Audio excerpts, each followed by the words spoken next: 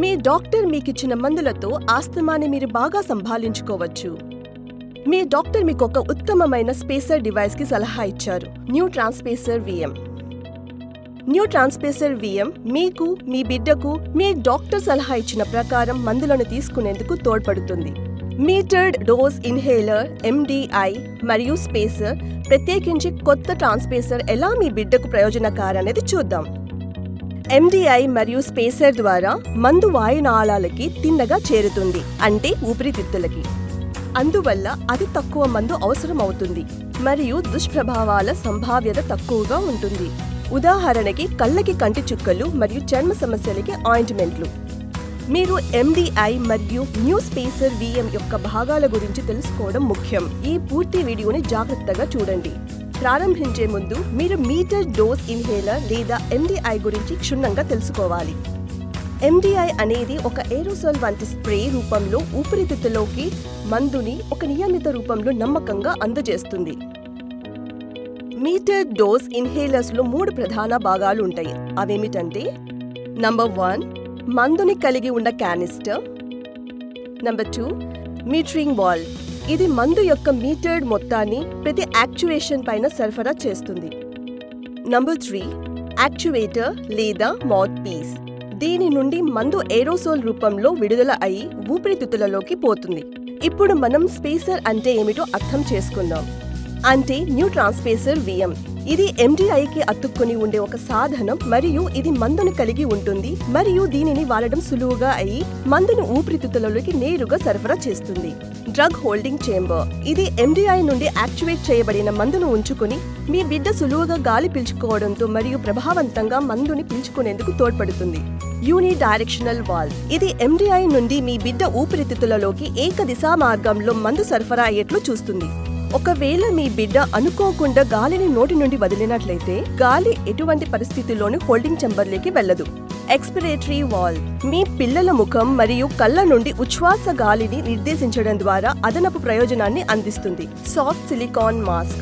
మెత్తగాను సౌకర్యంగాను ఉండే mask. MDI port. Universal port MDIని స్థిరంగా ఉంచుకుంటుంది. న్యూ ట్రాన్స్పేసర్ VMని MDIతో ఎలా వాడాలన్నది అర్థం చేసుకుందాం. మీరు ఈ క్రింది అంచెలను సరిగ్గా అనుసరిస్తే న్యూ ట్రాన్స్పేసర్ VM మరియు MDIతో మందుని మీ బిడ్డకి ఎలా ఇవ్వాలన్నది సులువుగా సరళంగా అవుతుంది. మీరు కనుక MDIని మొట్టమొదటిసారిగా వాడుతున్నట్లయితే మీరు MDIని ప్రైమ్ చేయవలసి ఉంటుంది. ఇందువల్ల క్యానిస్టర్లో మందు ఉంటుందని మరియు యాక్చువేటర్ నుండి ఏరోసోల్ రూపంలో విడుదలవుతుందని నిర్ధారించుకునేందుకు తోడ్పడుతుంది. MDI ప్రైమ్ చేయడంలో స్టెప్ 1 MDI నుండి డస్ట్ క్యాప్ని తీయండి. స్టెప్ 2 MDIని 3 నుండి 5 సెకండ్లు బాగా కదిపి గాలిలోకి 3 సార్ల వరకు స్ప్రే చేయండి. అలా చేస్తున్నప్పుడు మీకు మీ బిడ్డకు దూరంగా ఉండేట్లు చూసుకోండి. మందు ఒక ఏరోసోల్ రూపంలో రావడం మీరు చూస్తారు. దీనిని MDIని ప్రైమింగ్ చేయడం అంటారు. మీరు ఏరోసోల్ బయటికి రావడాన్ని చూస్తే మీరు MDIని సరిగ్గా ప్రైమింగ్ చేశారని, ఇప్పుడు అది వాడేందుకు సిద్ధంగా ఉందని అర్థం. MDIని ప్రైమ్ చేయడం అనేది మీరు న్యూ MDIని వాడుతున్నప్పుడు లేదా దానిని చాలా కాలం తర్వాత వాడుతున్నప్పుడు చేయాలని దయచేసి గుర్తుంచుకోండి. ఈ డివైస్ ని మీ డాక్టర్ నిర్దేశన ప్రకారం క్రమబద్ధంగా వాడమని సలహా ఇవ్వబడుతోంది. న్యూ ట్రాన్స్పేసర్ VMని మరియు MDIని ప్రతిరోజు వాడేందుకు మీరు మీ బిడ్డకు మందు ఇచ్చే ప్రతిసారి దయచేసి ఈ 7 సులువైన అంచెలను అనుసరించండి. స్టెప్ 1 MDIని పట్టుకొని MDI నుండి డస్ట్ క్యాప్ని తీయండి. స్టెప్ 2 MDIని బాగా 3 నుండి 5 సార్లు కదపండి. స్టెప్ 3 MDIని బాగా కదిపిన తర్వాత దానిని న్యూ ట్రాన్స్పేసర్ VM యొక్క MDI పోర్టులోకి అమర్చండి. స్టెప్ 4 మీ బిడ్డ సౌకర్యంగా ఉన్నాడని, మందు ఇస్తున్నప్పుడు ఏడవడం లేదని నిర్ధారించుకోండి. బిడ్డ ముఖంపై మాస్క్ పెట్టి అది నోటిపైన సీల్ చేసి కానీ గట్టిగా నొక్కకుండా చూడండి. ఇందువల్ల మందు బయటికి పోకుండా జాగ్రత్త పడుతుంది. మీ వేళ్లని చిత్రంలో చూపినట్లు క్యానిస్టర్ పైన మరియు యాక్చువేటర్ కింద ఉంచండి. మందుని యాక్చువేట్ చేసేందుకు క్యానిస్టర్ పై నొక్కండి. ఒక పఫ్ని ఒకసారి వచ్చేలా ఒక్కసారి నొక్కండి. స్టెప్ 5 మీరు 6 లెక్క పెట్టే వరకు బిడ్డని శ్వాస పీల్చుకొనివ్వండి. 1 2 3 4 5 6. తొందరపడకండి. మీ బిడ్డ వేగంగా శ్వాస తీసుకోవడం లేదని చూడండి. మీ బిడ్డ సౌకర్యంగాను ఇంకా సాధారణ శ్వాస పిలుస్తున్నాడని నిర్ధారించుకోండి. 6 లెక్క పెట్టిన తర్వాత బిడ్డ ముఖంపై నుంచి స్పేసర్ని తీసేయండి. ఈ ప్రక్రియ చేసినందుకు బిడ్డని ప్రశంసించండి.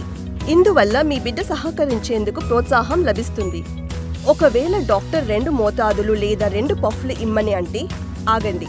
బిడ్డతో 1 నుండి 2 నిమిషాల పాటు ఆడుకోండి. తర్వాత 2వ పఫ్ ఇవ్వండి. 2వ పఫ్ ఇచ్చేందుకు అంకెలు 2 నుండి 5 నుంచి అనుసరించండి.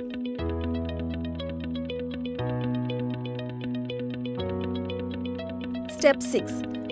మందు తీసుకున్న తర్వాత MDIని న్యూ ట్రాన్స్పేసర్ VM MDI పోర్ట్ నుంచి తీసేసి దాని చోట్లో డస్ట్ క్యాప్ని అమర్చండి. స్టెప్ 7. మందు తీసుకున్న తర్వాత ఎప్పుడు నోటిని కడగాలని పుక్కిలించాలని గుర్తుంచుకోండి. ఇందువల్ల మందు బిడ్డ నోటిలోనూ లేదా గొంతులోనూ ఉండదని నిర్ధారించుకోవచ్చు. శుభాకాంక్షలు!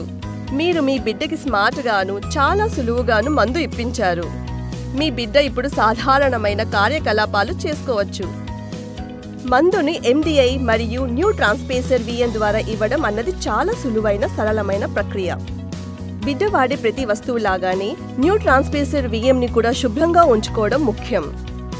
న్యూ ట్రాన్స్పేసర్ VMని శుభ్రం చేయడం చాలా సులువైనది, సరళమైన పని.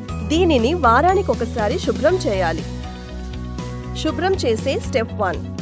న్యూ ట్రాన్స్పేసర్ VM యొక్క భాగాలను తీసేయండి. అంటే MDIని కలిగి ఉన్న MDI పోర్ట్ని మరియు మాస్క్ని కూడా. శుభ్రం చేసే స్టెప్ 2. న్యూ ట్రాన్స్పేసర్ VM యొక్క భాగాలను గోరువెచ్చటి నీటిలో 15 నిమిషాల పాటు నానబెట్టండి.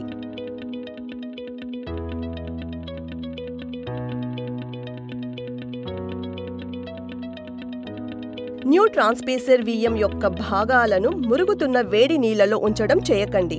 మీరు ఈ నీళ్లలో మృదువైన డిటర్జెంట్ వేయవచ్చు. శుభ్రం చేసి స్టెప్ 3. కొళాయి నీళ్లలో భాగాలను కడగండి.